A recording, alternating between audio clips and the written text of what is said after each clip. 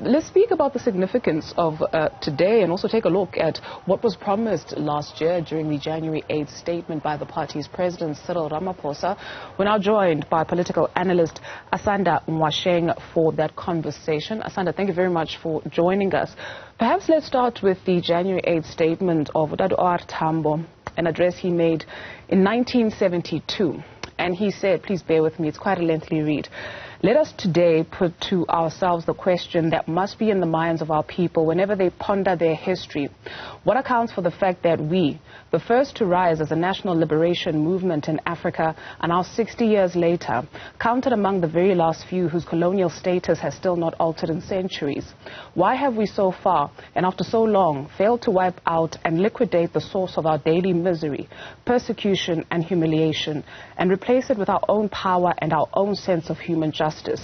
Why have we become the most pitted, often the most despised, the most led, the most helped, and not infrequently the most harassed? Why has our status increasingly become that of foreigners as generation followed generation in our country and ultimately foreigners everywhere else? Why have we become more homeless the louder the enemy has mouthed the word homeland? What explains the fact that we who resisted Africa's white invader with arms in countless battles over 100 years have now become the motionless background against which the activities of others stand out in bold relief? Why are we still platform on which they dine, feast and dance, and who call us Bantus? Why are we the football that they kicked from pillar to post, who want to exercise their strength in our country and even outside its borders? What do some of these questions conjure in you? Well, I think those questions just take us back to a time. I was just thinking about the ANC and its ANC's history, and I happened to come across a post I wrote when the ANC turned 100, which is that there was a time when the ANC used to be the de facto political party for black people. A lot of black people weren't even card-carrying members of the ANC, but were supporters, and this is seen with the subsequent winnings of elections that the ANC has had over the many years that there's been democracy in this country. And I think, what's sad as I listen to that statement or that speech from all the way back then is that sadly, it seems although it looked like things were changing, we've gone back to that status of homelessness. We've gone back to that status of black people being really at the bottom of the economic and other food chain. And I think what's heartbreaking is I'm listening to, the speech that you're talking about, and I'm reflecting back on Cyril Ramaphosa talking about how South Africa right now has half of its population on social welfare grants. And I think, there's nothing wrong with social welfare grants as a concept and a principle for providing a safety net for those who the economy has not been able to include. But when you have half of your population on social welfare, it tells you that your economy is literally not accommodating half of your population, which is a crisis and a failed state in any other definition and in any other place except for South Africa, where the president feels the need to celebrate and even highlight it. It should be a point of shame that half of our citizens are unable to fend for themselves. The economy has effectively kicked them out, and they are unable to participate in any way outside of waiting for government intervention and receiving government money. That is a crisis that we should be talking about rather than celebrating. But wait, there's more. During the 110th birthday celebrations last year, the president of the party outlined 5 main priorities. The first being building a social compact to decisively address unemployment and poverty. This is what the former president Thabo Mbeki had to say about the failure of that delivery of 100 days later. We'd be sitting with a social compact, and today on the 8th of January 2023, we still do not. Let's take a listen to those words. There is no national plan to address these challenges of poverty, unemployment, inequality. It doesn't exist. I'm saying to serve the people requires that we address this. The Comrade President Cyril Ramaphosa, when he delivered the State of the Nation address, in February. That's why he said, in 100 days there must be agreed a comprehensive social compact to address these matters. Nothing has happened. Nothing. Yeah.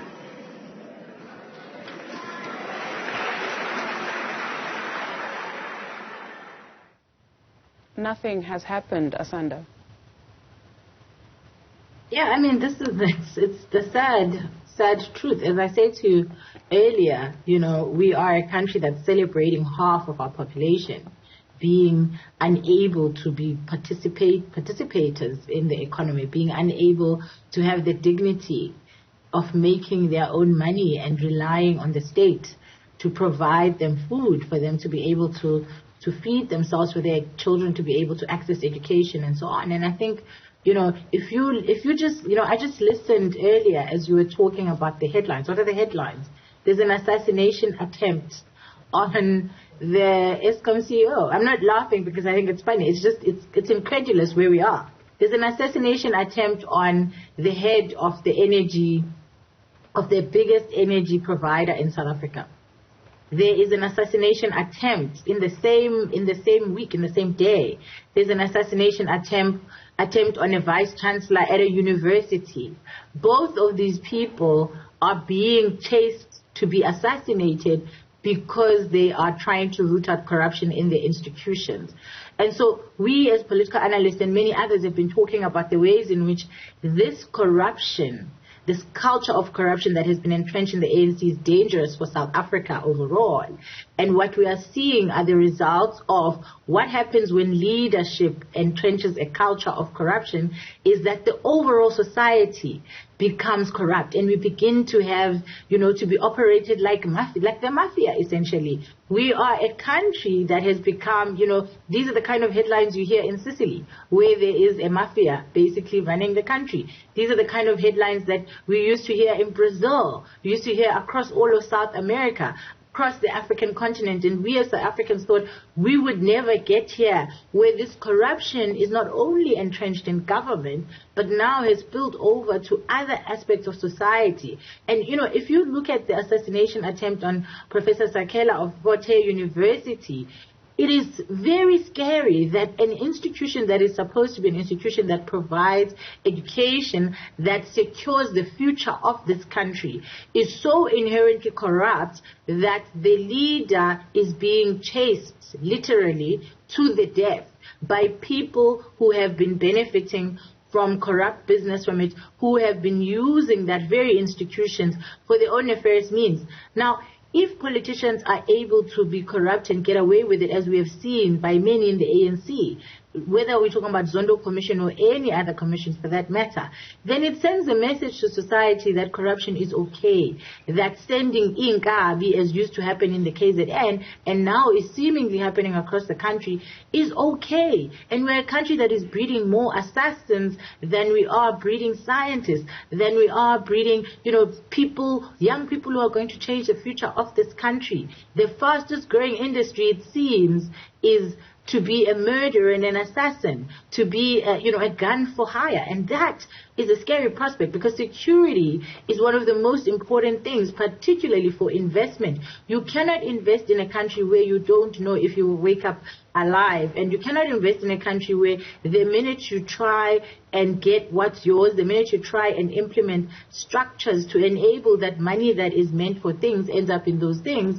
you are going to be attacked, and you're going to have assassination attempts on you. We are a country in crisis, and it scares me that South Africans seem to hear these news every day and do not respond with the appropriate kind of shock and horror, because we are getting so used to this. And my worry is what is going to need to happen in this country for us to wake up from the fact that the ANC has taken us to this place where people are being assassinated for trying to do their job. It doesn't matter what the ANC president says today, or any day for that matter, if we cannot get these basic things in place, if they cannot solve corruption inside their own organization and then outside their own organization, we are a country that is doomed to become yet another failed state, yet another African country that had such a shining light and such a shining prospect. And I think I've been watching the news and I see that, the world's attention is increasingly being focused away from South Africa to countries like Senegal and other countries across the African continent that seem to be holding some hope for the very same reasons that we used to hold hope. And that really scares me, because it means that, the world is beginning to realize that our dream, that our miracle wasn't so much of a miracle and isn't a sustainable, entity that is going to enable the majority of the people of this country to taste freedom and to be able to feel the freedom that we have on paper. Because right now, most South Africans know that they have freedom, they understand that there's freedom, but they haven't been able to, to taste it. Because if you can't leave your house because you're scared you're going to be raped, robbed, or killed, if you're unable to have a job unless the state provides you a job, that is not freedom. That is not what, O.R. Tambo in that statement was talking about. That is literally a copy and paste of where we were in the past. And while I always caution against comparing where we are to apartheid, but the state of the lives of black people is really in a dire situation. It's not the same as apartheid. I don't want to compare it to that, but it is really in a scary, scary place that has undone every single kind of contribution that the ANC has made and threatens to undo it in the future, such that the ANC will not be able to survive out of this. There will be no country, essentially, if the ANC does not change. There will be no country to steal from. There will be no fiscus to rob, and that's the part that I don't understand why it's not kind of clicking to the comrades at this point in time. Oh, okay. Maybe let's just address that last thought, that there will be no country. That is then to suggest that without the ANC, there is no South Africa. Is that what I'm understanding? Because that would be a dangerous thought, right? So when the ANC came into power, they did also inherit empty coffers. Yeah, some work was done under Thabo Mbeki, and, trajectories change with each and every single shift of balance of power depending on who's at the helm.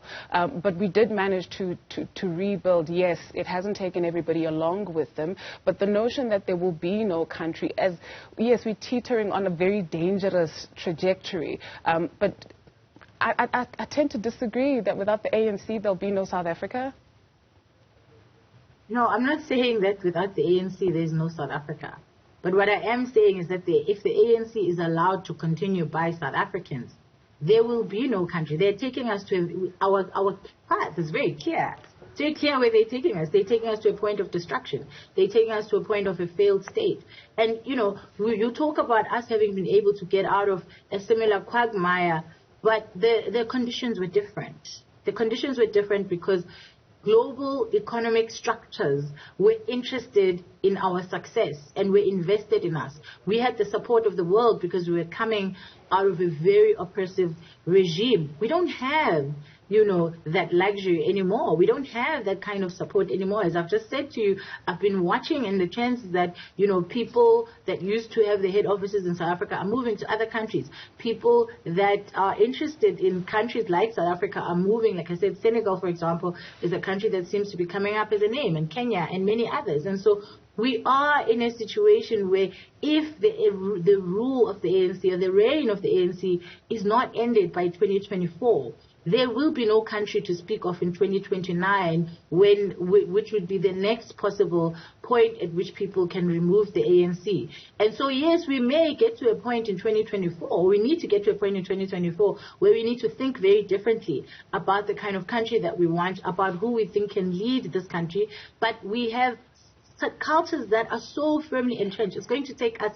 years. And so I know it's a very depressing thing to think about, but I think that we need to be very clear that we are in a crisis, and that if we don't act differently to all the other last elections that we've had, we are going to find ourselves yet another failed state, yet another country that is unable to recover, because where we are is a very dire place. Our country cannot provide a consistent supply of electricity. People are moving away in droves because you cannot run a global business when you are going to have your meeting interrupted constantly by load shedding.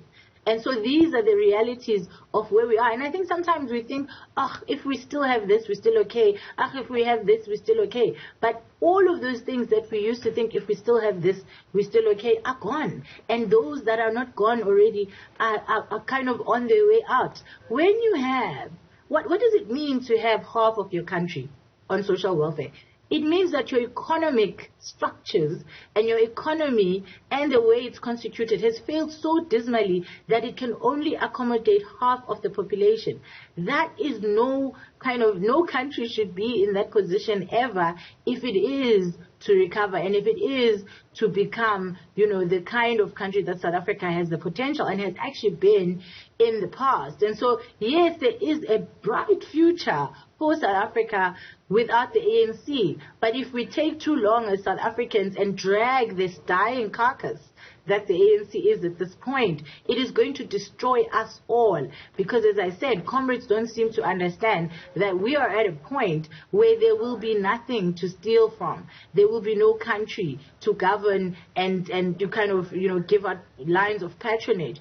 Already, we are having assassinations. These are things that used to be concentrated in KZN, for example. Then it was in Mpumalanga, and now it's the whole country. Yeah. Who is going to take up leadership positions if it means Sure. if it means that you will die?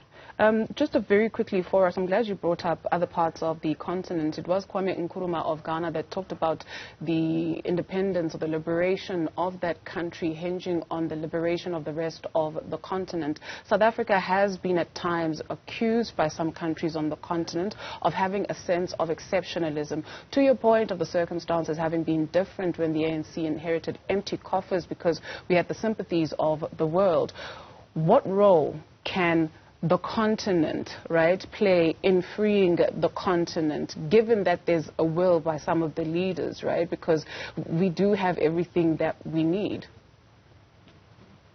I think that, we are in a place where the entire continent has to rethink what it is that it wants for its future, because at this point we can't even talk about us. This is about our children having a future where they don't have to be refugees outside of the borders of Africa in order for them to be able to grow. And the big problem that we have in this continent is that we mostly have very old people who have been in power for far too long. And so in many African countries, the problem is that it's one person and one party that has been in power for far too long. In our country, there has been different presidents, but it's the same political party, which means it might as well be the same person. And as a result of this, we have not been able to see change at the rapid level that is required for us to move into, the kind of state that we need to be in. And I think, if you look at South Africa, for example, there was a time when we had a positive trade balance, when things were going. So, for example, during Thabo Mbeki's era, things were moving. There was a growing middle class, and it looked like South Africa had the potential to become the country that we all dreamed of. But somewhere from the Jacob Zuma era going down, we've just been on a very, very fast and slippery slope, and we haven't been able to stop sliding down. And COVID, of course, didn't help us, and COVID didn't help anybody across the continent. And so we as an African continent need to decide we want a better future for our children. We want to be in a position where our children have a future in this continent, and we are not being led by, 80-year-olds and 60-year-olds and people who are coming from an ancient time that do not understand what it means to lead in this era. If you look at Canada, they've got a 40-year-old president. If you look at various other countries across the world, they have young people at the helm. They're not young they're not teenagers young, but they are young enough to understand and have grown up in this kind of in a global society that requires different solutions. South Africa doesn't even have, cyber security, such a basic thing. South Africa is unable right now, and this is what has happened across the continent, and that's why I'm highlighting us, that we are in crisis. When people can get killed for being in leadership, that is a big problem. And it's sad that, we used to think we were better than. We used to think we were different than other countries. Yeah, we'll definitely get into it as the days go by. Thank you very much, though, for availing yourself this morning. Asanda Ngoasheng is a political analyst.